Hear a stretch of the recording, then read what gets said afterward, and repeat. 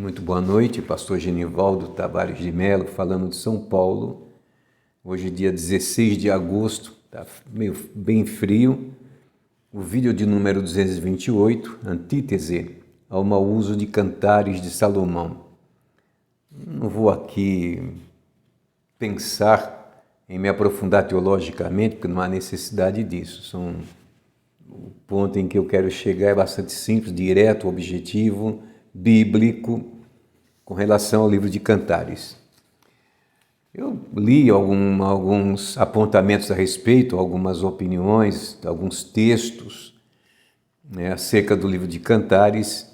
O que eu encontrei mais simples e mais objetivo foi no Wikipédia, é isso, né? Wikipédia, que diz o seguinte, que o Cântico dos Cânticos foi aceito como canônico por volta do século II, depois de muita controvérsia no século I, por suposta autoria dele, creditada a Salomão. Então há muitas discussões aí nessa questão que eu jamais gastaria o meu tempo tentando colocar esse ovo em pé. Não me interessa isto. Mas eu posso dizer, como um cristão, que se o livro de Cantares de Salomão não estivesse no cânon sagrado, no cânon da Bíblia Sagrada, não faria falta para ninguém. Claro que eu li algumas vezes, e alguém me perguntou que interpretação se dá ao livro de Cantares, se é uma interpretação literal ao que está escrito ali, ou se é espiritual. Então, o que acontece?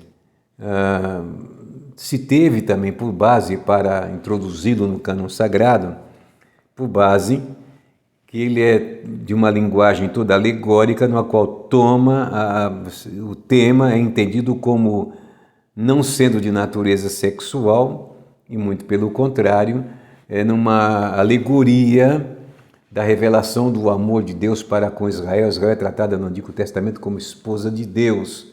E alguns apontam até alguns pontos do livro de Cantares para o amor, a devoção da Sulamita, que é comparando com a Igreja do Senhor em relação ao amor a Cristo. Eu creio que seja o capítulo 4, em que ela sai pelas ruas, pelas praças, procurando o seu amado, onde está o meu amado, perguntando para os guardas onde estava o seu amado, e que eu sempre traduzi da seguinte maneira, não é? É a forma como nós procuramos Cristo, sabe? Como a mulher que procura o seu amado e pergunta, onde está ele? Eu quero encontrar o meu amado. Uma forma alegórica. Todavia, o que tem me incomodado, e eu me propus a falar sobre este assunto, é que eu postei no meu perfil no Facebook um vídeo de 3 senhoras pastoras que estavam dando um aconselhamento na área da sexualidade. Depois descobri que uma é sexóloga, não sei se as outras pastoras são sexólogas, porque hoje está uma doença, né, de pastor se formar em psicologia e colocar o divã em cima do púlpito da igreja. Bem, não somente elas, mas também tem um pastor muito engraçado que ele também gosta eu já vi ele usando o Cantar de Salomão. Olha o umbigo dela, isso fala da taça de amor, não sei o que lá, coisa desse tipo. E leva os crentes para hotéis de primeira, não é? Enfim, em lugares reservados por aí,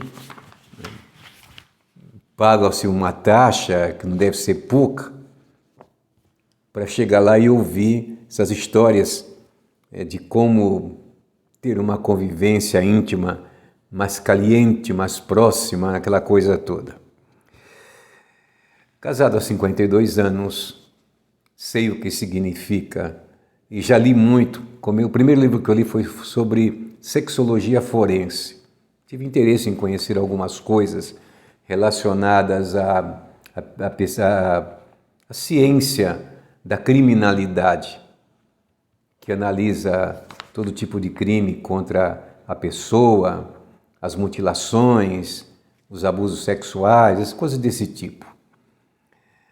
A conclusão que eu chego hoje é que eu acho de muito mau gosto querer usar o livro de Cantares para justificar comportamento sexual. E a questão é muito simples. Tem muita gente que não tem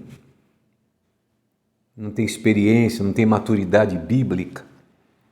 Ouve um negócio desse e diz, Deus está na Bíblia, Deus concorda, Deus permite, olha, está na Bíblia, podemos fazer tudo isto aqui. Eu não posso considerar o livro de Cantares de Salomão jamais como a voz de Deus para o homem. A voz de Deus está lá no Pentateuco, na Antiga Aliança, com relação a todos os mandamentos que foram dados a Moisés, os 10 mandamentos e as leis complementares, que trata de todo tipo de comportamento, entre pessoas, enfim, tanto do homem, da mulher, da vida conjugal, você encontra de tudo no Pentateuco. Mas, nesta dispensação, neste tempo em que nós vivemos, se quisermos saber alguma coisa, se Deus mandou fazer, se Deus aprova ou não aprova, não tem jeito, meu amigo, tem que ir para as cartas de Paulo, tem que ler a Bíblia, o Novo Testamento. É ali que tem a base, a regra de fé para quem é crente em Jesus e quer chegar no céu, está ali. E o Antigo Testamento, pastor, desprezamos? Não, absolutamente não. Tudo aquilo que está descrito na Antiga Aliança, coisas que Deus fez para o povo de Israel, os milagres, todos os acontecimentos, as reprimendas de Deus, depois chega lá no período regencial, aquilo tudo, os cativeiros que Israel sofreu, tudo serve como exemplo para a nossa vida. E até o autor da carta aos Hebreus, que eu atribuo a Paulo, diz o seguinte, que não aconteça que haja o mesmo coração endurecido que aconteceu também com eles e ficaram prostrados lá no deserto. Não haja o mesmo endurecimento de coração.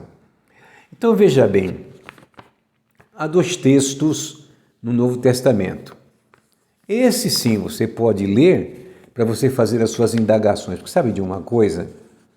A gama de informações hoje, por conta da internet, é tão grande que ninguém precisa nem de sexologia ou sexólogo ou ir para hotel, não sei para onde. Basta ler. Questão de inteligência, né? Leia. Mas o mais importante é ler o que diz a Bíblia. Mas não me tenha como um desses conservadores, sabe, de olhos fechados, porque eu, na minha juventude, na década de 60, eu já aconselhava casais a se preocuparem com o planejamento familiar, quando eu via casais na igreja em que se censurava profundamente o uso de anticoncepcional, de qualquer contraceptivo, porque Deus mandou crescer e multiplicar e tal, e eu já ensinava, solteiro ainda, eu advertia a que tomassem o devido cuidado, porque tem coisas que fogem à compreensão, e hoje a gente entende isso, quando a maioria dos casais tem apenas 1 ou 2 filhos. Mas o texto que eu quero citar é exatamente o que está em Hebreus 13:4, em que o autor da carta diz: seja venerado entre vós o matrimônio e o leito sem máculas. Cada um dê a sua interpretação que quiser sobre o assunto. A interpretação que eu dou é a seguinte, que dentro de 4 paredes deve haver o mais absoluto respeito, tanto do homem para com a mulher, tanto da mulher para com o homem. E isso não significa que o casal não desfrute de toda a intimidade permissiva a um homem, a uma mulher, porque eles possuem seus sentidos, seus órgãos sensoriais e buscam tirar proveito do amor, da sua intimidade. E nem chamamos isso de licenciosidade, não chamamos isso de depravação, mas há depravação? Sim, há depravação.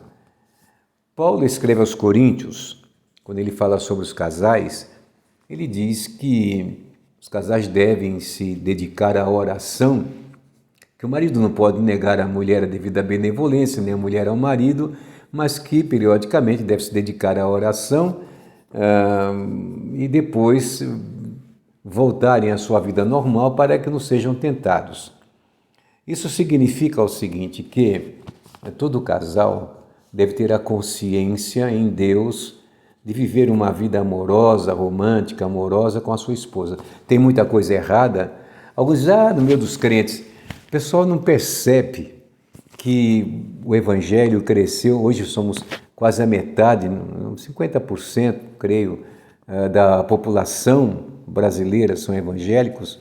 E você veja que todo mundo, a maioria dessas pessoas vem das situações socioeconômicas das mais vis, é a verdade, né? E que não são pessoas letradas, que não são pessoas cultas, que não são pessoas... Porque muitas vezes a gente vê pessoas letradas, cultas, que estudam, que acabam chegando a vias de fato, provocando transtorno na vida conjugal, com todo o entendimento que tenha. Que o que é importante, no meu entendimento, é o devido amor, o respeito, a benevolência de ambos, tanto do marido para com a mulher, como da mulher para o marido.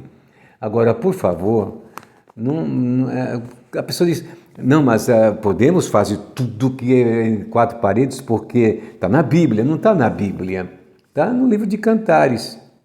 Ah, mas não é Bíblia? Não, ele é parte da Bíblia. Alguém colocou o livro dentro da Bíblia, no cânon sagrado, e aí chamamos de Bíblia. Você veja, nos Salmos, Deus falou comigo. Tem muitos salmos que não é Deus falando com você. É a palavra do salmista, o cântico dele. É a oração dele. E a gente só confirma que Deus falou conosco porque aquilo que foi bom para o salmista, que ele considerou, que ele adorou o Senhor com palavras bonitas, exaltando os feitos de Deus, também nos comove. E quando nós somos atingidos pelo mesmo sentimento do salmista nos seus mais diversos cânticos, nós dizemos, Deus falou ao meu coração. Porque quando Deus fala é diferente, não usa terceiros, ele fala diretamente. Ainda que sabemos que a Bíblia é o livro de Deus que foi escrito por várias pessoas em vários tempos, em várias épocas, em que nós entendemos que Deus fala. E está escrito também que no capítulo 1 de Hebreus, tendo antigamente Deus falado de muitas maneiras aos pais, pelos profetas, a nós nos falou pelo seu Filho, isto é, pela palavra, etc. Tal.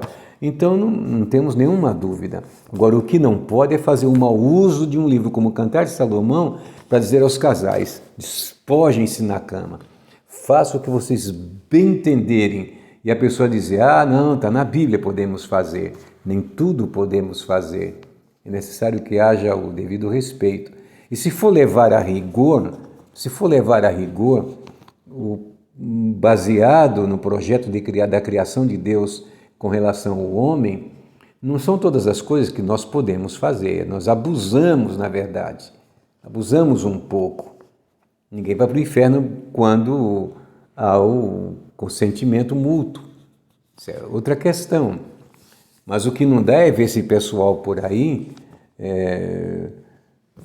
querendo fazer com que as pessoas entendam que podem fazer tudo o que vem na cabeça, porque está na Bíblia, que Deus aprovou. Então, volto a dizer, se não tivesse Cantar de Salomão na Bíblia, o livro na Bíblia, não ia fazer falta nenhuma, e até porque, só para a gente terminar aqui, Salomão não é o exemplo, o modelo de exemplo que nós queremos para formalizar ou formar a nossa linha de conduta.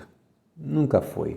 Um homem que teve 700 mulheres, uma vida, não é o modelo. Eu teria até outros modelos para citar, como Eucana, marido de Ana, por exemplo. Eu amo aquele cidadão, pelo bem que ele fazia a Ana, num período em que era permitido o concubinato. Que Deus nos abençoe, que Deus nos guarde. Espero que tenha sido realmente útil para vocês. E se fizerem perguntas quando for postado o vídeo, certamente a gente vai responder ali no Face ou gravar outro vídeo complementando este mesmo pensamento. Grande abraço a todos. Deus vos abençoe no maravilhoso nome de Jesus. Beijo a todos.